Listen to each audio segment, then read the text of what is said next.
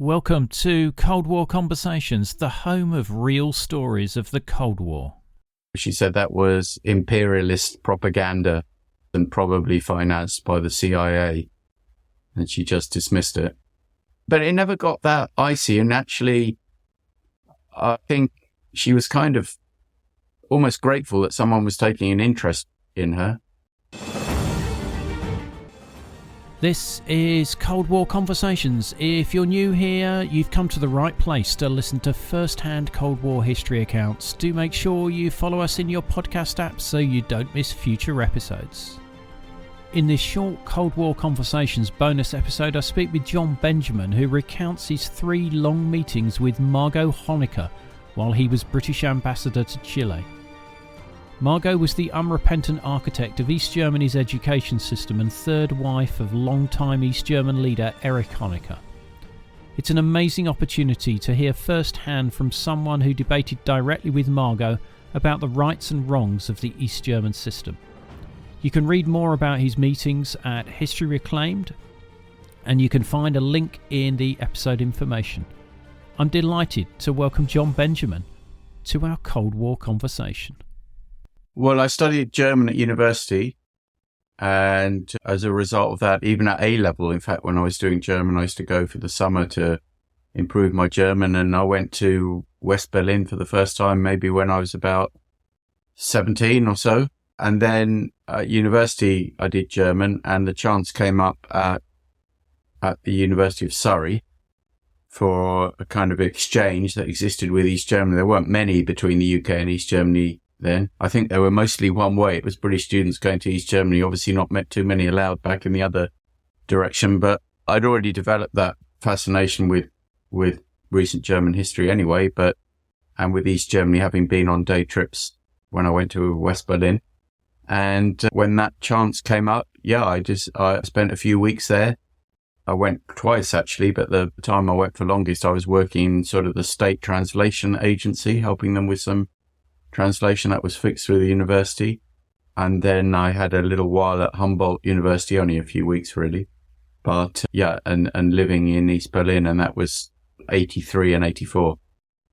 So at a time when it looked like East Germany was going to continue for some years.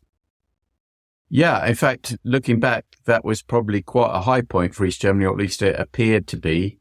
Obviously, there were a lot of cracks beneath the surface, but it seemed pretty confident in itself, referring, of course, to the official propaganda. But I think a new generation of the wall had just been put up, so it looked even more foreboding and impenetrable. Well, at least for those going in one direction to the west. And so it looked like it was there forever.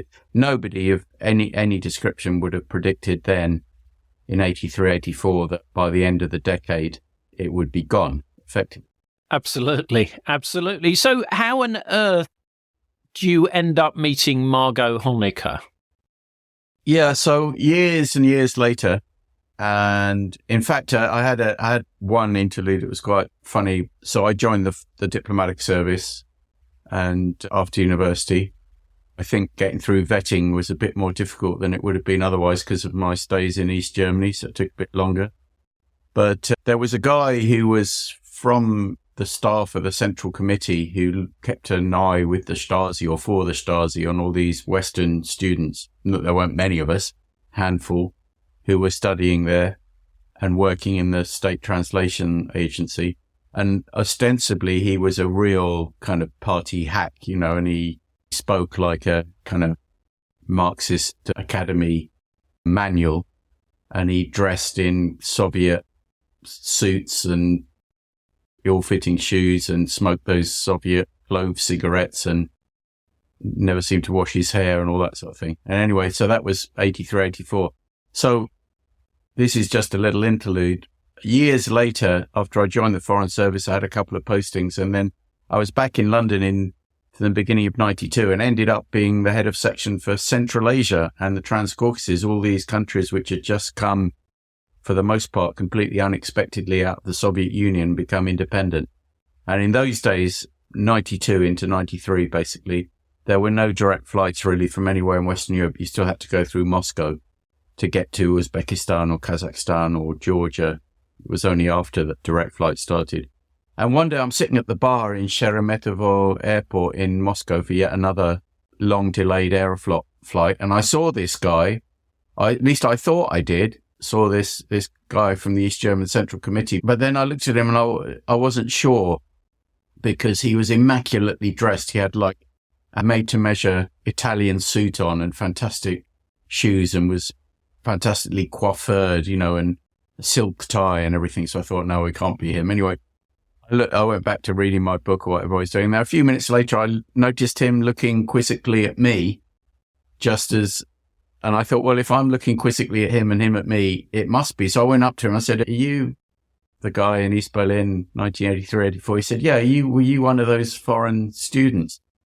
So I said, yeah, we got talking. I said, so what are you doing in Moscow? Of course, like many East Germans, he learnt Russian at school. And a big smile, this former great party apparatchik of the SED, the East German Communist Party, big smile. He says to me, I'm here in Moscow running an international privatization seminar. So I said to him, it just came out. I said to him, what happened to the inevitable collapse of capitalism under the weight of its own inherent contradictions? One of his favorite lines. And a big smile. And he said, it's been postponed. And that was the moment for me personally when the Cold War was all over and I knew we'd won. But I always remained interested in East Germany. And then many, many years later, I end up as British ambassador in Chile from late 2019 to 2014. It was about 4.5 years in total. And I was aware that the Honeckers had ended up there, because obviously it was in the news as Honecker effectively thrown out of Moscow, kind of on trial in Berlin, but then declared unfit. And of course, they ended up in Chile because the East Germans had accepted about 2,000 Chilean refugees after Pinochet's coup against Allende in 1973. And amongst them was Michelle Bachelet, who ended up being president of Chile later on twice. But one of the Chilean refugees married the Honecker's daughter, Sonia Honecker. So at the end of the Cold War, after effectively being thrown out of Moscow and then the trial not reaching a conclusion in Germany, they didn't really have many places to go. Obviously, they weren't swimming in offers of where they could go. And so they ended up in Chile, living with the daughter. And Erich Honecker, I think, having got to Chile, only lived for about 18 months more. He already was pretty sick with cancer, which is why his trial never got to a conclusion. But she lived on there. So I was aware of this.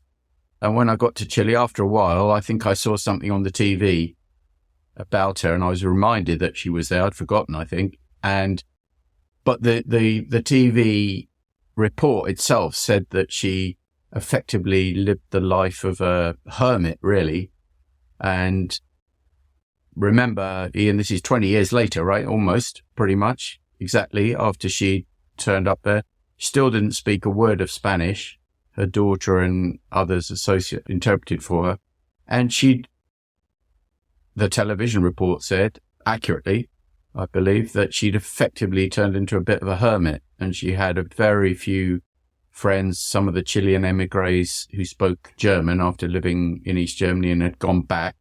A couple of them, a couple of people in the Chilean Communist Party, which remained very Stalinist and very loyal to the idea and the Soviet Union as was. And so I thought, it'd be really interesting to see if she's up for a conversation. But that took a year, and I did it through contacts in the Chilean Communist Party, which is a completely legal party in Chile. It had a number of MPs, 4 or 5 MPs maybe. And I asked them and they said, well, we know how to make contact. And it took a long, long time. And I was obviously busy with other things. Eventually, we had a meeting, and we had 3 meetings in the end, one of which was a dinner in her house or her daughter's house with me and my wife, who's Chilean. And apparently, amongst very, very few people who'd ever been invited to her house. or all of it in German, because she didn't speak any Spanish or English. And the first time I sent an embassy car to pick her up, and she was taken to the residence, not the embassy itself, but where the ambassador's house is and where we do all the official entertaining. And she asked me numerous times, why was the British government so interested in what she thought? And I tried to find a way of explaining to her that actually they weren't remotely interested. She was just an historical curiosity. I was interested. I was the one interested. But I'm not sure she really believed me when I said that. But anyway, there followed many hours. The first meeting was 4 or 5 hours at my place. And then we had the dinner at her house, which was very pleasant. We had a long conversation there as well. One more at the residence. And then a kind of postscript to the whole thing was, I mean, she was already in her mid-80s then, remember, early to mid-80s. But she was very lucid and fluent.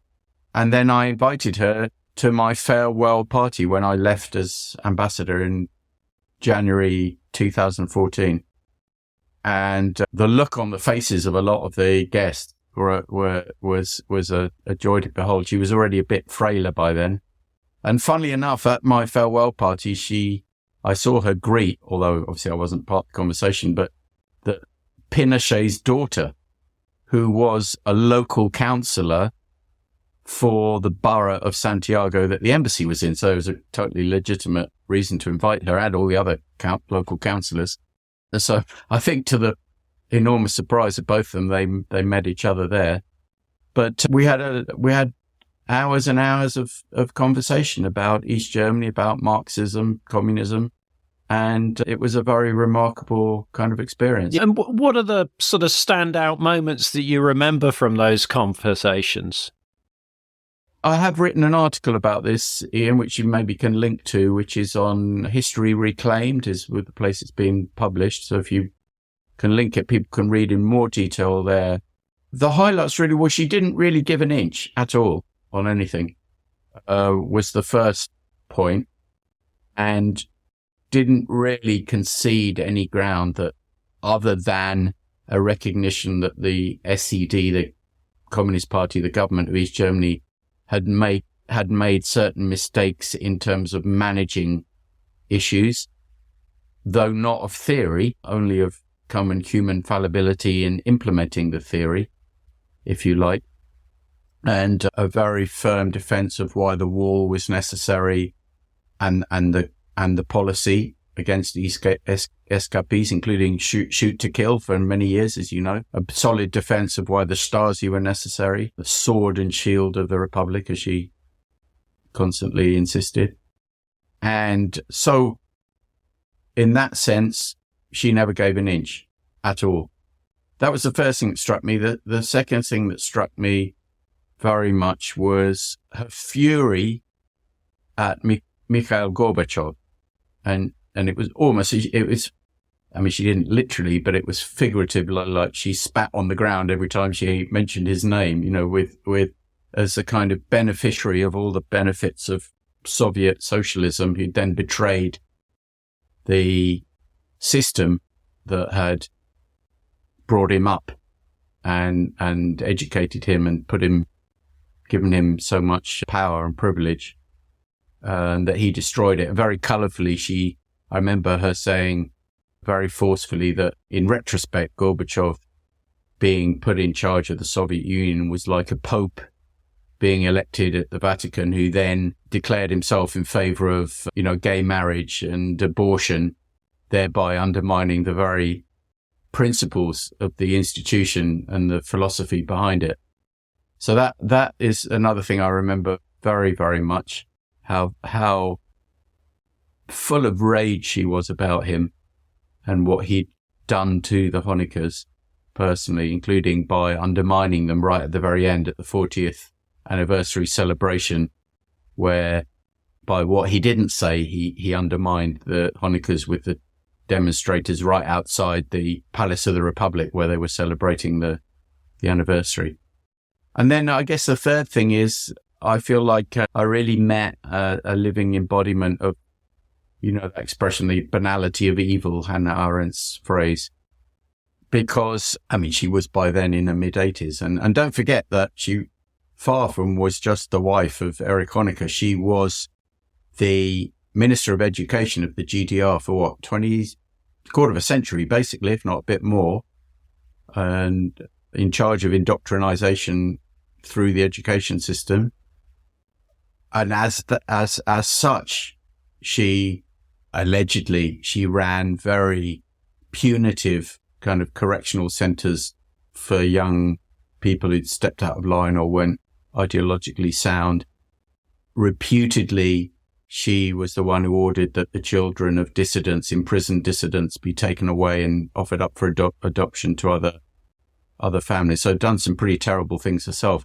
But yet, sitting there on our sofa, she was this kind of little old lady who looked like she couldn't fly. And in fact, I showed my wife the film The Lives of Others afterwards, because I personally think that's a very good representation of what life in East Germany felt like at about the time I lived there in the early to mid 80s. And Carol, my wife, she couldn't really associate this kind of sweet old lady with the horrors of people who ran the regime illustrated in that film. So the banality of evil actually sitting there right in front of us, talking to us. An incredible experience. I mean, you were obviously speaking with her over a number of hours. How did she react to you contradicting her and having a poke? I guess it could have been a lot worse. There were a couple of icy moments. I remember one where she preposterously claimed that the Western press, in concentrating on people who escaped or tried to escape over the wall, who she said were just the normal criminal class you find in any society, or people who've been wound up by West German agents. She said the Western press never reported people who went over the wall in the opposite direction to live in socialism. And I remember I said, well, maybe they didn't report it because it never happened. And of course, it didn't need to happen because there were one or two cases, just as there were one or two American soldiers who defected to North Korea, right, in the Korean War. But you didn't need to jump over the wall to do that. You just turned up like everyone else at Checkpoint Charlie or Friedrichstrasse and said you wanted asylum. So it was nonsense. So it was a bit, she wasn't too frosty. There was a bit of a silence then. Mostly, I told her that one very formative experience for me is in East Berlin late one night in bed in this kind of apartment for foreign students. I heard what I thought was gunfire, and then I heard later it was someone being shot at. I don't know whether they were killed, but shot at during an escape attempt. And I told her that. She just shrugged. She just said, she didn't say anything, just shrugged, literally shrugged. And then I said that, I did say to her that I thought the film The Lives of Others was a very good reflection of the atmosphere I found, and even the language and the diction and everything, the characters. And, people telling political jokes when they thought no one else was listening or hearing in, all that sort of stuff. And she said, no, she said that was imperialist propaganda deliberately made against us and probably financed by the CIA. And she just dismissed it. So there were a number of moments like that, but it never got that icy. And actually, I think she was kind of almost grateful that someone was taking an interest in her. And at that farewell party, she gave me a book, which I still treasure, of a little book of Goethe poems in the old German script, which I struggle to read, be honest. Just the script, let alone the ancient kind of archaic Goethe language. I still treasure that as a possession, a little gift she gave me. So, personally, reasonably pleasant, but really just saying preposterous things that she appeared very genuinely to believe. It's amazing she kept up the conversations with you. And do you know why that was? Well, I think, as I just said, and this was confirmed to an extent by her daughter, who I used to speak to set up the meetings and arrange for her to come to the farewell party and so on. I really think, I believe that the easiest explanation for anything is the most likely, rather than kind of convoluted conspiracy theories. And the most likely explanation, which she came clear to saying, was just almost a pathetic kind of gratefulness that anyone was still interested in her. She did get interviewed from time to time. You can see the odd interview still online that she did while in Chile. But if you add up the total number, and she lived there for a quarter of a century in the end before her death, she maybe did 3 or 4 of those, I believe. And she had a very tight, small circle of people who she trusted. And in any case, linguistically, that reduced it further because she couldn't communicate in Spanish with them. So I think a lot of it was just a kind of strange gratefulness that anyone was still interested and prepared to listen to her. Yeah. Yeah. And when you weren't talking about East Germany and politics, what was she like as just a person? Well, out of all the hours we spent, I don't think we spent more than a few minutes talking about anything other than the politics in East Germany. She was, I mean, my wife thought, as I said, described as a sweet old lady, but my wife doesn't speak German and Margot Honecker doesn't speak Spanish or English, so it was only the most superficial of greetings between them. She was, to me, she was pleasant enough, somewhat intense at times, as people on the political extremes often are, and pains to say how wronged she'd been her husband, East Germany, the system, the philosophy. But I mean, our son was very small then. He was born in Chile in 2012, so he was maybe 1, and she bounced him up and down on her knee a couple of times and that sort of thing, personable enough. And the dinner we had was very, very nice. I know from what they said, it was extremely rare for them to have guests outside this tiny, tiny clique of German-speaking Chilean communists, because I don't think there was anyone else from East Germany of any note who went into exile in Chile. They didn't need to, because so few people were actually put on trial, really, if you think about it. Very, very small percentage ever faced a genuine court case and imprisonment. So she was really on her own. So she was pleasant enough. Yeah, absolutely. And we got on pretty well as people, although even though we were disagreeing. But she was a hangover from, I think, that kind of system where once you're at the top of it, no one questions you. And she could hold forth for easily half an hour and reply to a question without drawing breath. Right. Wow. Well, because she had quite a turn of phrase in the article. I think when you ask her about why the wall was necessary, she answered something along the lines of, "You wouldn't leave a delicate seedling to be devoured by ravenous birds."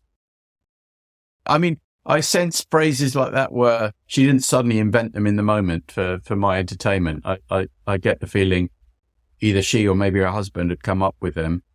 But yeah, she had that and definitely had a few phrases, a lot of East German Communist Party verbiage.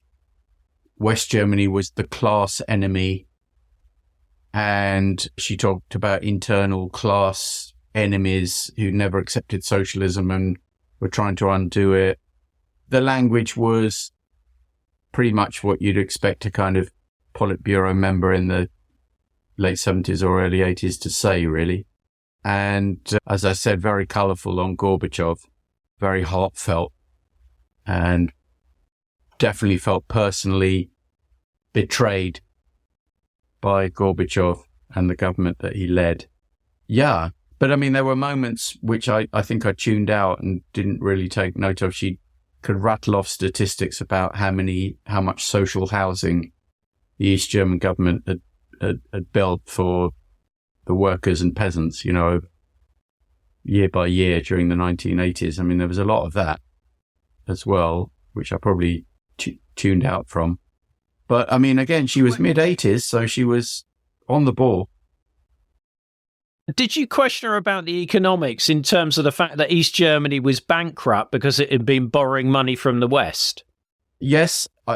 My recollection is that she thought they'd fallen into the trap of the West, they thought it was just a way of it came from the détente period in the early 70s onwards, when they swapped recognition for greater openness, but they hadn't really realized how much of a trap it could be. Of course, she did deny really that the East Germans had effectively sold people to West Germany, which of course we know they did.